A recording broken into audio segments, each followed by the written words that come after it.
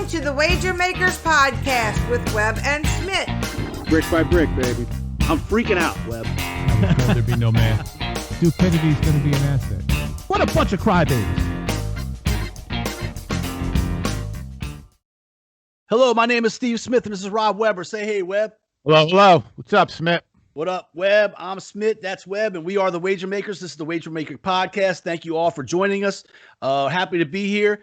NFL schedule just came out. We're going to talk a little bit about that. We'll probably get more into that next week, but who knows what's going to happen with that. Webb, this is Wager Maker Podcast number 89. 89, Smitt. Time flies. Even with a couple weeks off there, we're getting up there almost to the triple digits. We got to figure out something to do with our numbers at that point.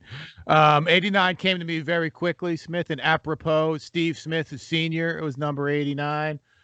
I guess his heyday was with obviously the Panthers, and then he ended up right with Baltimore. And he's still in some. I see him on NFL Network or some stuff, but he was a baller. And then also 89 Cowboys. All these Billy Joe Dupree from those Staubach teams back in the day was big number 89. I always liked him back when I was a kid. I liked his name at least. Big dude, number 89. Yep. I will never argue against Steve Smith, and because it's a cool fucking name. And not only that, but dude, that dude was a baller. Like he wasn't real big, tough guy, didn't back down to anybody ever. A little bit trash talking and stuff like that, but dude, one of those dudes that left it all on the field every day, no doubt. He was good, man. Certainly early on. I mean, he even had some moments there late, but I mean, when he was at Carolina, he was real good. Yeah, I mean, they went to the Super Bowl one year with Jake Delhomme, and he's the man. You know, obviously he was one of the best receivers in the league for a long time, in the conversation all the time, and even had some couple. I think it was at least a couple years. Good years in Baltimore. A couple of honorable mentions. The Giants fans know Mark Bavaro. That's your old buddy.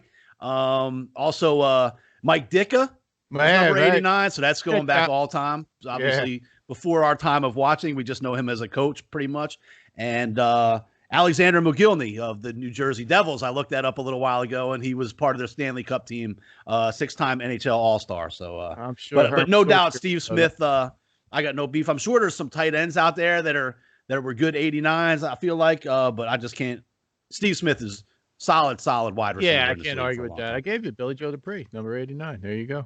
And McGillney, I'm sure I meant really good tight end stuff. I'm sure he's a multiple Super Bowl winner, Billy Joe Dupree. Yep. All right. So speaking of the Cowboys, Webb, the schedule comes out tonight. How does it feel to be 0-1? I already know that your team's going to be 0-1. You're marching into Tampa. Are you a Brady fan? The big pirate ship's going to be there. They're going to be handing out Super Bowl rings. Exactly. Handing out Super Bowl trophies. I want more pomp. I want more circumstance. Firing off the cannons. Fire it all. It's the buzzsaw that teams get to walk into. That road Thursday night game against the Super Bowl champs, where everything goes against them. I think the home Super Bowl champ almost always wins and covers in that game.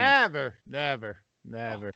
I can remember back when the Cowboys were winning Super Bowls like it was cotton candy, and they would go 0-1 every other year, something like that. More pomp and circumstances, the better. And who else? Who else would they pick to start the season than the Dallas Cowboys? Was there ever a doubt? I could have told you that. What is it? What was the Super Bowl? February 26th? I could have told you February 27th who was playing Tom Brady on Thursday night next year. First of all, Webb, if we're going to talk about back when the Cowboys used to win the Super Bowls, there was no Thursday night opening game after that. There was probably no Thursday night football. There certainly wasn't like 2 Monday night games. There wasn't. Probably Howard Cosell probably called the first Cowboys game after his last time they won a Super Bowl. Probably Howard Cosell. Thursday night games back then for sure. I know that for a fact because I know when they were 1-16, they won a Thursday night game. Steve Walsh was the quarterback and they beat the Redskins. That was prior to when Thanksgiving. No, it was Thursday night. I was at school. I was at Rutgers, so I won't forget it. All right. Certainly, I don't think that that whole kickoff Super Bowl champ at home thing was going on while the more pop, more say. Let them read the headlines. Let them get their rings. Think how good they are, and the Cowboys will come in and steal. Had 20-some? How many years has it been? 25, 30? Like I think they won in 95 or 96, the last Super Bowl they won. I can't. It's too many. It's 5 is too many to remember. That's a big number. Right. 26 years ago. It's a lot. Yeah. 5 is tough. All right. Looking at the Saints schedule, man, they got lots of prime time. Even there's a speaking of Thursday nights, I think there's a Thursday night game that the Cowboys come to the Superdome. Just put it on your schedule. I don't know. That's later in the season. I saw some. The Cowboys play the Saints, the Saints and the Chiefs and someone else. Almost 3 games in a row on the road or something late November into December. So that's not helpful. All right. If you want to know too, in addition to that Thursday night game, the Cowboys play on Monday night. September 27th at home against the Eagles. Yeah, I'm sure they'll play another one. But they got to have 5 or 6 national televised games. Easy. I hate that, by the way. I don't see another Monday night game. I'm sure they have. They got a couple. We already know they got a couple Thursday nights. Obviously, Thanksgiving, and I'm sure there's a Sunday night. Right. All right. So, Webb, what do we want to talk about tonight? I think it's becoming apparent that we finally found the mission, like to our podcast. Like it's our goal. It's our duty to call out what professional sports douchebags. Right. I think we need to find a name for it, and I'll put that out there to the interns out there and any fans. Like, I don't know if it'd be tough to sell like the douchebag of the week if we went. Hey, you never know. Maybe we could do if we could do it for I don't know, what's the tampon brand? What's a douche brand? Whatever. I mean, right. Whatever. So we got Tampax, right? Asshole of the week, right? Jerk off of the week. I don't know whatever we got to think of. What do you use to I don't know what when we both had some colonoscopies. Whatever you would take to induce somebody, whatever that would be called, Ipecac or something. Ipecac I think makes you puke. Something Ipecac of the week, something like that. So it just seems to start out to be that's kind of our niche. And really, it's our mission. It's our call of duty here. Yeah, call out just douchebaggery. Right. In the world of sports. Last week, we talked about Aaron Rodgers a lot. It seemed like the first couple months of our whole podcast when we started this, I guess almost 2 years ago now, was the days of the wide receiver from the Steelers, Antonio Brown. He burned his feet, and then he got arrested, and then he did something else or whatever. That was certainly a. There's no shortage. I mean, we could probably bring up Kyrie Irving every and then I think last week we had my foot is hurt playing with a hurt foot, Kawhi Leonard. Even today we saw. I mean, I don't know. There's a couple up for this week. I'll just mention quickly. I saw some just before we got on. Now Teddy Bridgewater is throwing fire on his old team. Joe Brady, who just orchestrated the best college football season in the history of college football with LSU, and then Matt Rule, who's took Temple out of nowhere and then took Baylor out of nowhere, and he's the head coach now. And he says he's criticizing how they don't know how to practice. They don't do the 2-minute drill enough, and they don't do any red zone. Had nothing to do with the fact that Teddy Bridgewater, they never won a game after they were losing, I think, with 20 minutes left in the game. Yeah, that's nothing to do with that, Teddy. Right. So nothing like the disgruntled employee to tell you everything that's going wrong with your company after they leave. Right. Why don't you say something while you were there? Maybe you could have done a little better. Right. Maybe you would have won a game. Listen, I was at New Orleans last year. They practiced a 2-minute drill a lot. Maybe we should try that. We won a game. We won a bunch of games. They seem to know what they're doing over there. I went 7-0 as a starter or whatever it was, something like that. 5-0 as a starter, whatever the hell it was. And how about Teddy? Way to throw fire of gasoline on like a distinguished career where everyone thought you were a stand-up dude, and everyone had nothing but good things to say about you. And he could have literally rode off in the sunset from team to team, making $8 to $10 million for the next 50. I don't know how old he. Until the next 5 years, till he's 40. Now he's burning people. Smart, because they don't practice. Smart practice. Right. And that's the kind of dude he'll be a backup for the rest of his damn life. What I'm saying, but so he can get picked up by them later on down the road if he's just known as a good dude. Yeah, we'll bring Teddy Bratt for $3 million a year and put him on the bench. The young kid, right? He'll come in. He won't make mistakes. He's good for he's a company man. Nope, not so much, Teddy. Way to blow up the retirement. Right. You could have made. As I'm saying, he could have made $8 to $10 million for the next 5 years carrying a clipboard. No, he's got to open his mouth about practice on a team he's not even on. Yep. All right. So there's one. Teddy B. He's up there. Teddy B's one, and that's breaking. That came out like today. Right. That came out just like I said before we got in the air. I saw it. I feel a little cheated, Webb. As usual, our yearly first weekend of May, Kentucky Derby. Yeah. I put in my plays. I every year it seems like the same thing happens to me when I'm betting a Kentucky Derby. Sharon asked me, who'd you bet on this week? I was, well, I got the 1 with the 9 and the 15 and shit like that. And she's like, and then she goes, well, which horse is Bob Baffert's? This is after I made 5 minutes before the race. 5 minutes before the race. If anybody doesn't know, Bob Baffert, usually he's got a bunch of horses in the race, and one of them wins. And this year he only had one horse in the race, and it was pretty much a long shot. It wasn't. Yeah, I mean, it wasn't way more long shot than he's used to having a chance to do. So, I'm like, well, Baffert's horse is the 8, but he's not going to win. We're rooting for the 1 and the 9 and the 15 or whatever. Right. The 1 wins. We're good. Fine. Certainly, sure enough. Here goes the race. Bob Baffert, his beautiful white hair, his fancy shades, the douchebag sunglasses. Right. Yeah. Beautiful woman on his arm with the Kentucky Derby hat, whatever the fuck going on. Fancy suit, the whole fucking 9 yards. Everything, the dream. Oh, the horse trainer. I've seen a lot of horse trainers. Got a tan. Yeah, right. My old man was a horse trainer. He didn't look like that. Yeah, right. Fly was not looking like Bob Baffert. We grew up in a town with a horse track, and I knew a lot of horse trainers. I had never seen one in my life look like Bob Baffert. Not in any way, not dressed like, not nothing. And it was a standard bred horse track, mind you. So sure enough, here comes number 8. Wire to Wire. Whatever the hell his fucking name is. Medina Spirit. Winning.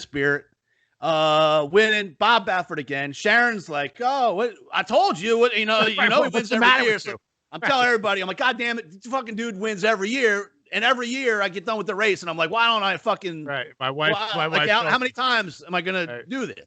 Right. And so, all right, more power to him. He won the race. Now it comes out. The horse was on drugs.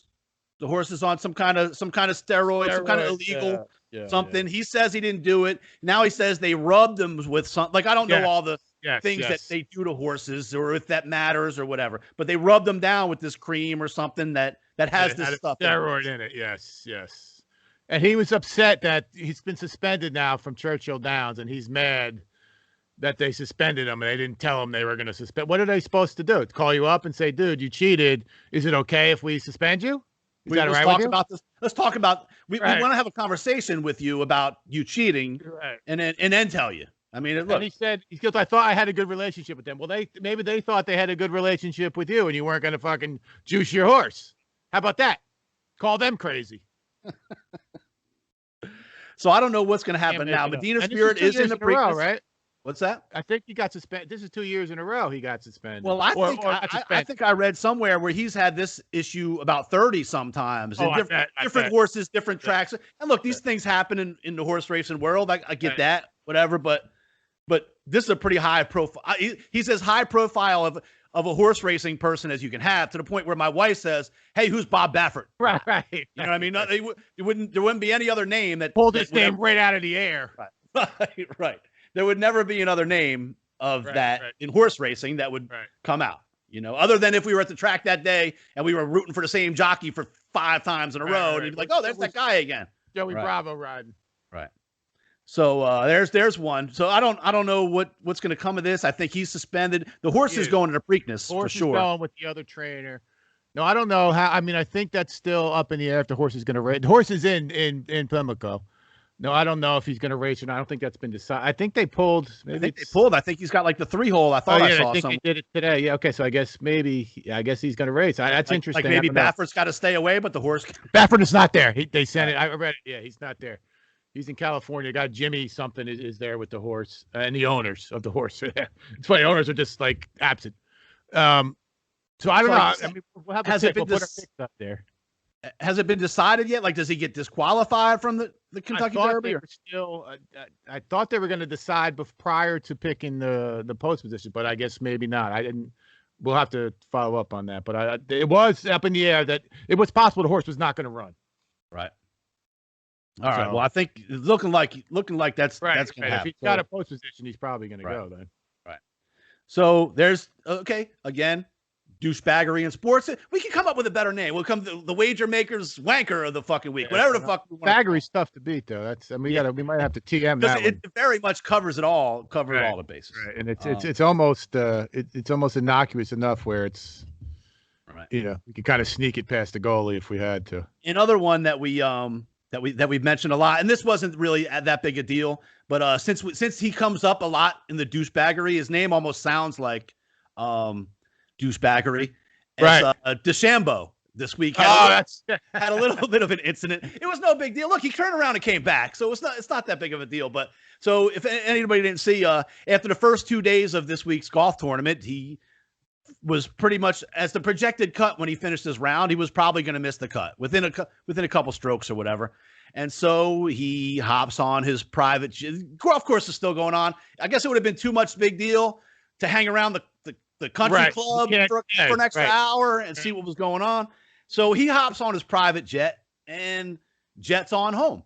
Leaves. Well, while he's in the plane, I guess a lot of wind, bad circumstances happened in the golf course, and the scores started coming down. The cut line started coming down. Sure enough, by the time he landed, I think he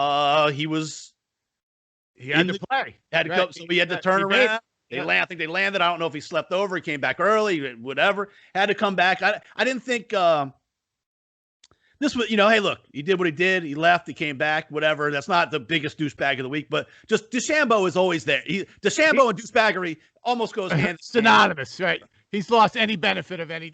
He's our go-to. If there's a quiet week, we'll find something. Right. He'll be our guy. And a funny story. So I'm watching golf. This was like a week or two ago, and I forgot to mention this. So I kind of can sometimes read my wife like a book, kind of like if we're watching, she's got a soap opera on, and I'm like, oh, who's that? Like, and it's a girl. Like, I'm like, which girl? What's her deal? Right. I'm not asking because I'm interested in the story. I'm just like, man, it's just kind of fucking fine. So we're watching golf, and sure enough, oh really? Sharon, she's got a type, kind of husky, obviously, right? DeChambeau's kind of a bigger, but like as far as golfers go, he's he's definitely bigger, kind of a bigger dude. Oh, who's that? Who's that? Watch 4 hours of fucking golf. Right. Guys, who's that guy? Who's that guy? Right. You got Dustin Johnson up there, like almost a model, like smacking the ball. Right. Who's this guy? Right. I said no. No.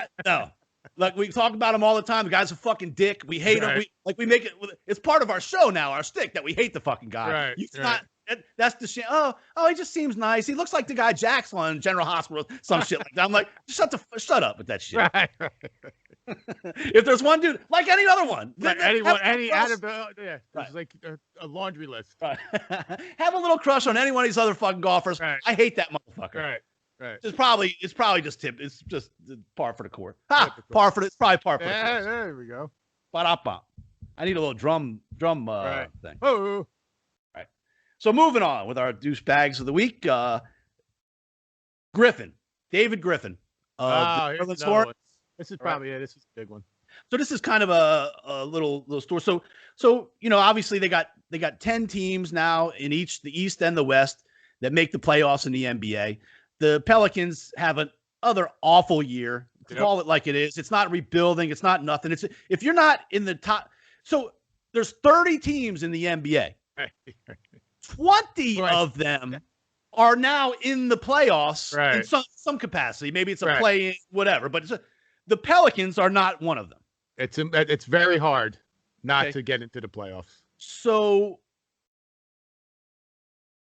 Zion hurts his finger, breaks his finger, hairline fracture of the finger, whatever. We've all played basketball with broken ass fingers. You tape two together and you play. That's just in your backyard. You do that. But apparently, if you're fighting for the last of 20 playoff out of spots, 30, when you have 4 games left, you just sit down and call it a season.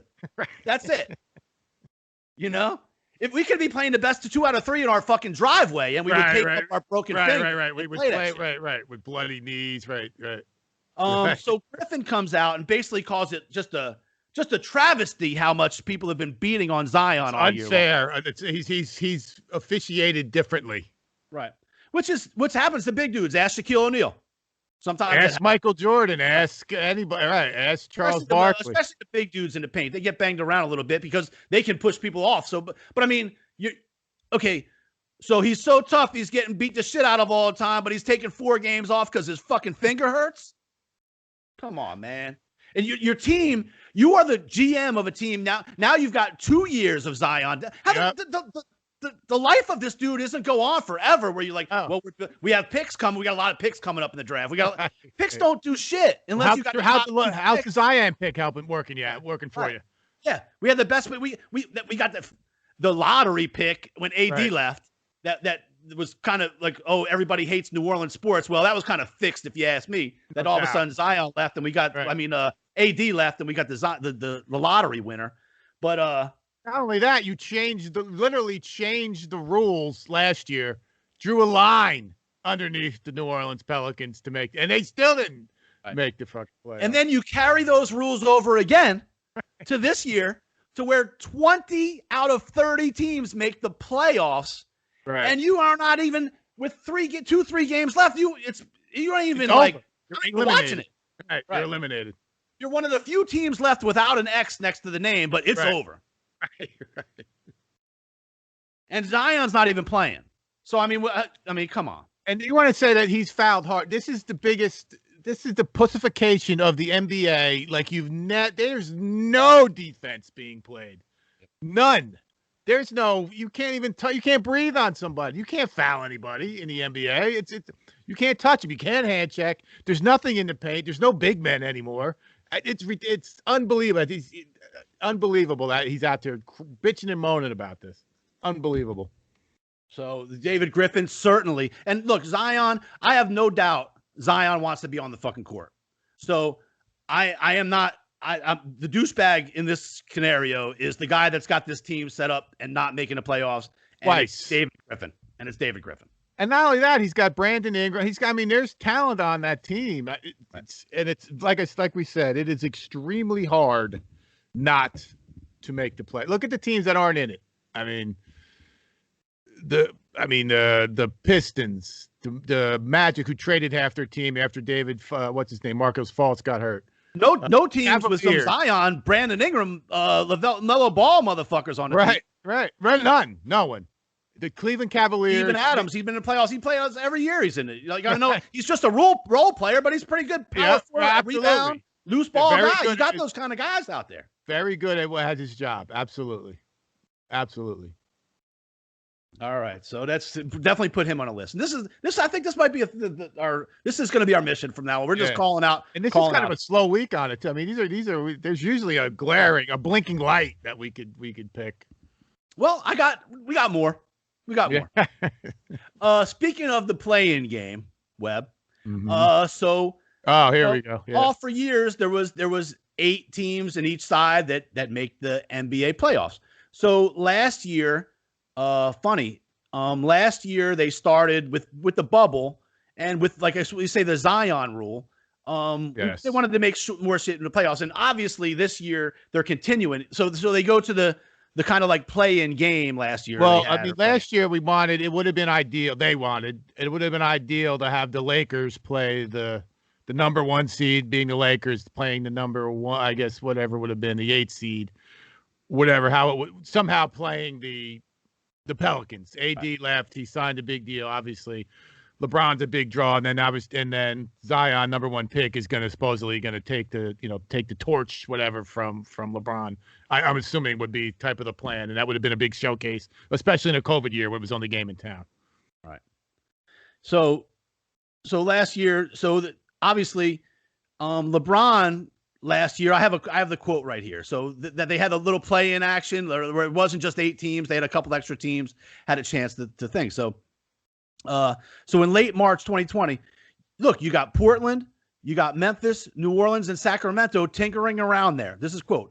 So if there's 5 or 10 games left, why not those guys battle it out? Make them play each other all 5 games, like round robin, play it out to get into the playoffs. Winner gets it, yeah.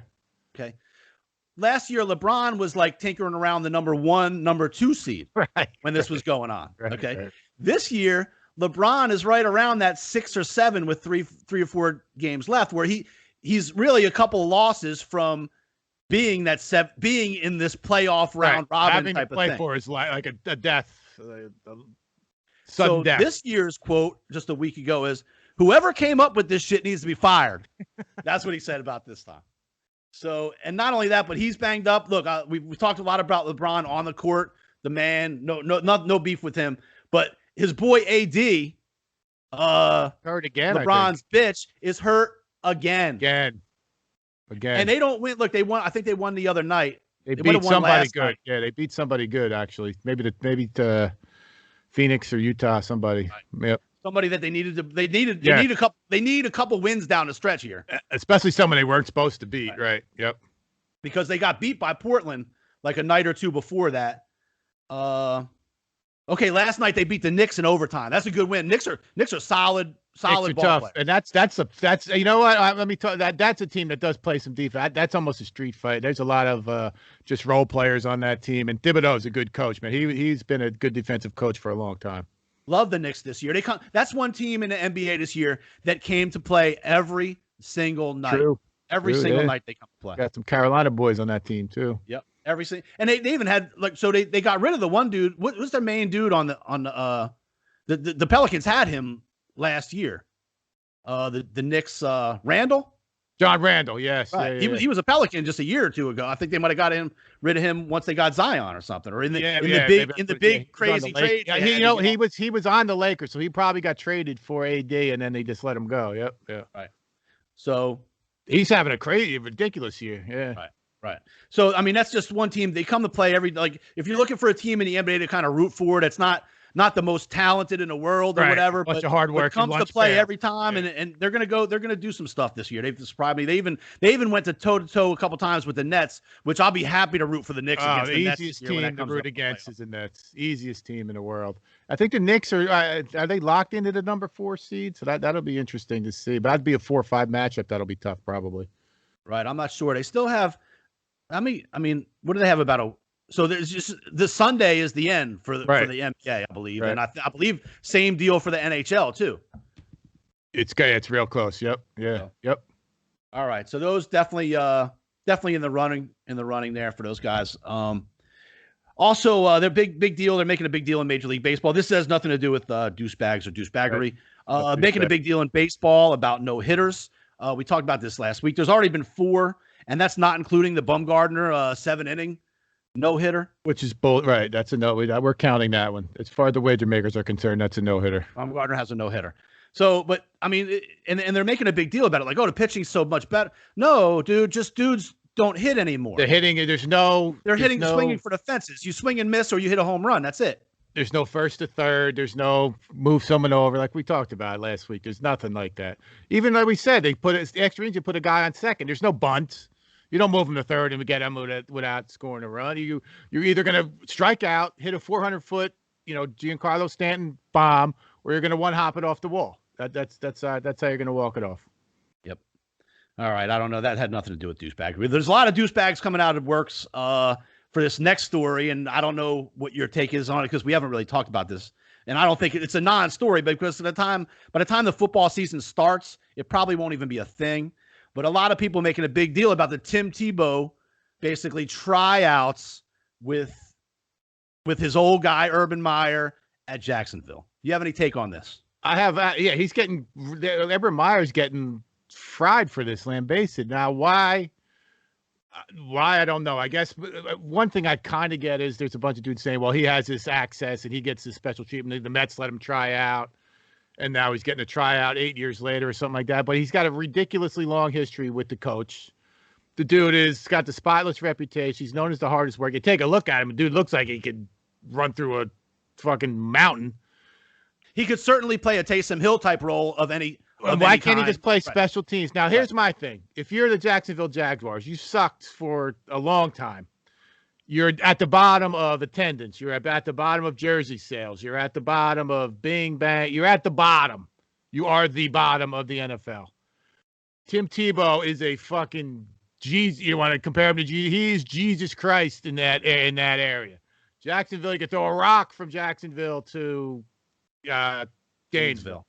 It is absolutely a no-brainer for them to lock in Tebow, put a number whatever on his, and Tebow on the back, and you're going to see the jersey sales skyrocket for that team. Not only that, it's going to help your attendance. It's a no. There's no lose. Just don't play it if the guy can't do it. I'm sure he could run down on a kickoff. Let him make a tackle. Let him run out there and jump up and down, get the crowd fired up, and run on the kickoff and the punt team. He can't block. He can't come in a 2 tight end scenario and do something. I mean, come on. He did win a playoff game as a quarterback. I'm not saying that's not the point. The point is, I don't understand the issue with it when you're trying to market your team. Right. This is a money deal. Obviously, they go way back. I don't know if he's going to make the team or not, whatever. But there's been a lot of even calls about they compare this to why is Kaepernick. Right, not Brian. I saw other things. Well, right? the difference is this dude, is not going to be the issue in the locker room, and the coach has a relationship with him already. Right. But also, just as far, it's not going to be controversial, and it's not really other than this controversy they're talking about. It's not going to in that town. They're going to be it's going to sell. Even preseason tickets. And I heard something today. First of all, they didn't sign him, and all they did, they brought him in for a workout. And the coaches said he came in ridiculously good shape, and the dude was like crazy prepared. Like he was even doing stuff that they didn't know he was gonna. Like he knew some plays and did all this type of shit. So then the coach, they said to him, "Listen, this is what we say this. Maybe you're slacking." He goes, "Okay, listen, can I come back?" So the dude takes what they told him. Right. Goes and busts his ass on and works on these aspects and comes back, and now he's doing everything they asked him to do above and beyond. Now, what is the issue? I mean, again, if he can't do it, that's going to show itself. Urban Meyer's not going to put a guy out there and lose games. Right. The 53-man roster is too small to keep a dude for fun. Right. He ain't gonna do that. He's either gonna help him win a game or he's not, and that's the same deal with anybody. So whatever the comparisons are. They're not the same, but I get it. It's been 8, 10 years, whatever dude's played. I think 8 years. And so if he's not able to do it, he's not able to do it. My thing is, Tim Tebow, you should have did this shit 8 fucking years ago. Right. I mean, they made this switch and said, but I always thought that teams. I mean, this dude did win a couple playoff games. If somebody built the team around him like they do Lamar Jackson in Baltimore. Maybe he could have done. He absolutely won. Yeah, he beat the Jets. He was a player for the Denver Broncos, and that year, and the Steelers, I believe. Steelers believe too. I think he won two. Yeah. Remember that? I think he hit. It was one of those things where you hardly hit any pass, and then he hit like some receiver on a slant. Yeah, and he just took it to all the way. Yep. But even that year, I believe that was the leading selling jersey. A Denver Bronco number 15 jersey was the leading selling jersey in the entire NFL. So you're going to tell me that it's silly for them to put it? I mean, come on. Dress them, get them through camp. Sell $1 billion worth of jerseys. Right. No doubt. All right. So I think this is going to be, and look, we'll take during the week, we're going to take recommendations. If you see some athlete out there needs to get called out, that's going to be our mission. We're going to call them out when we see them. And if they got a problem, they can call us on the show. How about that? Absolutely. Yeah. Call in. LeBron, you got a problem with me? Yeah, come on. Call in. Let's hear it. That's right. Well, they haven't had I don't know if you heard the story or whatever. They had a local PJ's Coffee. It's a coffee, like a chain here in New Orleans. I don't know how much, but PJ's Coffee. And LeBron tweeted something last week, and it was something to do with some of the civil I understood, right? Stuff he tweeted. And so Luke, local dude, learned the hard way. Watch what you put on Twitter, because he was a franchise owner of a PJ's Coffee House, and he tweeted back to LeBron, eat a bag of, and it was the eggplants, like eat a bag of dicks. Oh, yeah. Oh, wow. But PJ's Coffee took his franchise out like the next day. Damn. So, dude, Twitter is bad. Stay off that social media. Social media is bad. So, and I'm not saying one way or another what about right. That, but all right. Anything else we need to discuss this week? Next week we will definitely get into the NFL schedule. Like I said, it came out moments ago. We just don't have the staff to have us set up for that. Corona's slacking. Right. Yeah, right. We're gonna we will have Preakness picks. So we'll put them out there. We'll have them. What's today? Wednesday. We'll have them Friday for sure. And then next week we will dive deeper into the NBA playoffs and NHL playoffs. We'll have picks. series winners for sure. Stuff like that. So that's all coming. All right. That's it. That's it for this week. Number 89 in the books. We'll be back for number 90 next week. Want to thank everybody for listening. John Grove for the bumper music, Little Saint the Goat, and C. Really for the music, the back end music. Devin's going to tell you about YouTube. Hey guys, it's Devin. Make sure you subscribe to the Wager Makers podcast on YouTube, like all their videos, and click that bell so that you turn on your post notifications and you never miss another video. Thanks, Devin. And Wilbur Investigations, MN3 Technologies, and Nick Perrone. Everybody for listening. Please share it. Keep it going. And thank you all for listening. Webb, take us out. Brick by brick, baby. We're back. Episode 90 is coming up. Like I said, we'll have everything we need to know. Check us out. Our picks are on every night on Sports Watch.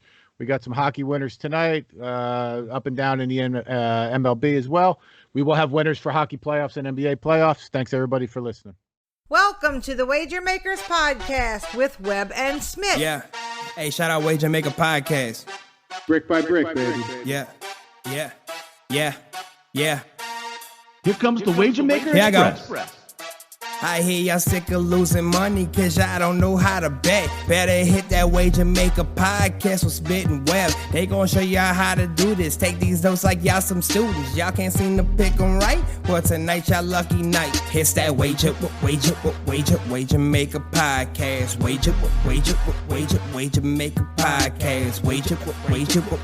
Wager Maker Podcast. Your bookie getting sick cause we built this brick by brick. It's that Wager Maker Podcast. It's that Wager Maker Podcast. It's that Wager Maker Podcast. Come and place your bets with that WM Express. Let's go.